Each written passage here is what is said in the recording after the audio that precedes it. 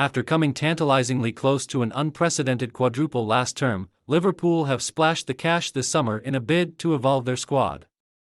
The Reds were fast out of the traps to snare Fulham starlet Fabio Carvalho before fending off interest from some of Europe's biggest hitters to strike an £85 million deal for Benfica hotshot Darwin Núñez. Jurgen Klopp's side are also on the cusp of bringing Aberdeen's promising young right-back Calvin Ramsey to Anfield for an initial £4 million to conclude a busy couple of weeks. But Mirror Football understands that the deal for Ramsey will bring an end to Liverpool's summer business. The Reds were in the market for another midfielder, and even tabled a substantial bid for Monaco star Aurelien Tchouameni. However, the midfield maestro opted to seal a dream switch to Real Madrid rather than joining the team they bested in last month's Champions League final. Liverpool have earmarked Borussia Dortmund's Jude Bellingham as the ideal player to lead the Reds' engine room for the future. But with the English prodigy currently seen as unattainable, Liverpool are planning to bide their time when it comes to the 18-year-old, even though that strategy could leave the Reds short on midfield in the short term. That's exactly what occurred last season too. Just 12 months on from the unprecedented injury crisis in defense that proved terminal to the Reds' hopes of defending their Premier League title back in the 2020-21 campaign, Klopp found himself with a dearth of midfield options. And if injuries pile up again, then Liverpool could be caught short again their bid to wrestle the domestic crown away from Manchester City.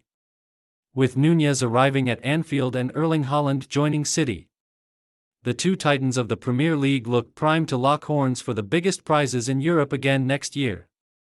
Although Liverpool's powers will be substantially weakened by the impending departure of Sadio Mane, Núñez's arrival will obviously soften that blow, but there are no guarantees that the Uruguayan striker will adapt to the top flight as seamlessly as January recruit Luis Diaz.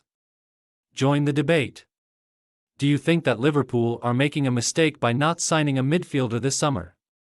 Let us know here. Reds icon Steven Gerrard warned last month that the Reds are too heavily reliant on their attacking options and that they needed a goal-scoring midfielder capable of easing the burden on their coveted attacking contingent.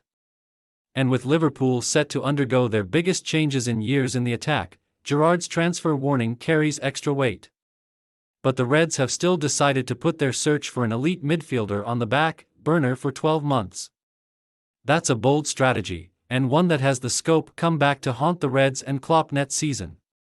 Speaking after last month's Champions League final defeat, Gerrard said, "Jordan Henderson and James Milner are not getting any younger. They're still top players at this level, of course, and they'll want to go on and do more. But for Liverpool, if you think about the next 5, 6, 7 years, they're going to need a midfielder. An 8, who can get goals, who can get double figures. They are heavily reliant on the front 3. Or the front 5 if you include Diogo Jota and Roberto Firmino. You always need one of those midfielders that's going to get in the box and get you goals.